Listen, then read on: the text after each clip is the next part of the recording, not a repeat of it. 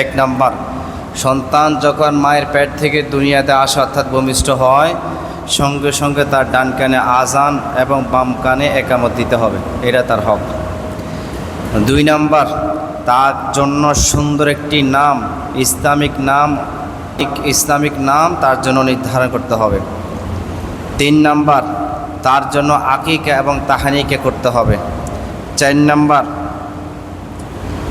তাকে তাওহীদের জ্ঞান, বেচিক জ্ঞান, ঈমানি জ্ঞান এবং আকীদার জ্ঞান, ইসলামের সৌন্দর্য এবং ঈমান ভঙ্গের কারণ এবং সমসাময়িক পশ্চিমা রাজনৈতিক ফিতনা সে সম্পর্কে অবগত করা।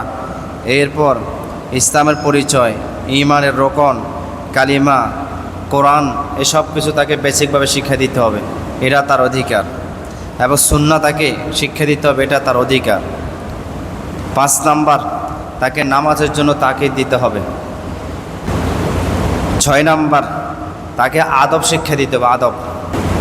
7 নাম্বার, তাকে শেখাতে হবে তালিমুল আদবিল ইসলাম, ইসলামের দুশ্মন কারা, ওয়াল ঈমান, ঈমানের দুশ্মনকে,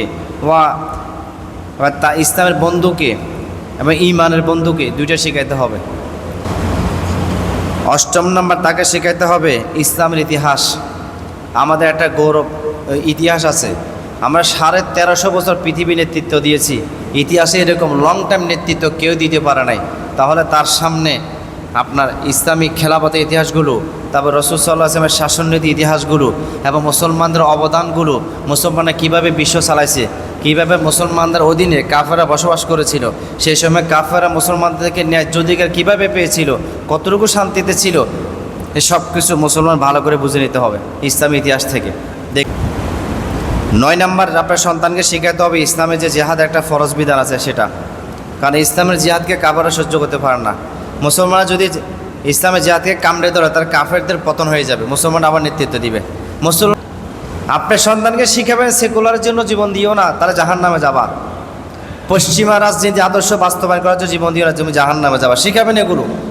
আজকে মুসলমানরা পশ্চিমামুখী, পশ্চিমাদের আবিষ্কৃত জাহান্নামের কীট, জাহান্নামের ইন্ধনগুলো মুসলমানরা খেয়ে তৃপ্তি টেগর তুলে, আর কোরআন আল্লাহর পক্ষ থেকে নাজিলকৃত শরিয়া, নাজিলকৃত বিধিবিধান, এগুলোকে মুসলমান এক প্রকার পিছিয়ে রাখে। জান্নাত পাবেন তো?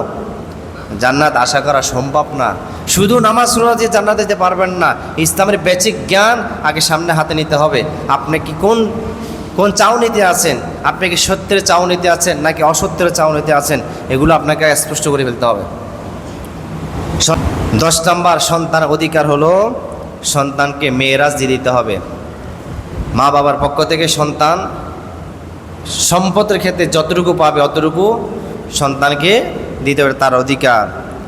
11 নাম্বার, সন্তান যখন বয়সপ্রাপ্ত হয়, বিবাহের উপযুক্ত হয়, তখন সন্তান রূপসী, দিনদার এরকম একটা মেয়ে দেখে তাকে বিবাহ বন্ধনে আবদ্ধ করাইতে হবে। সন্তানের জন্য সবসময় দোয়া করতে হবে, মা বাবার দায়িত্ব এটা।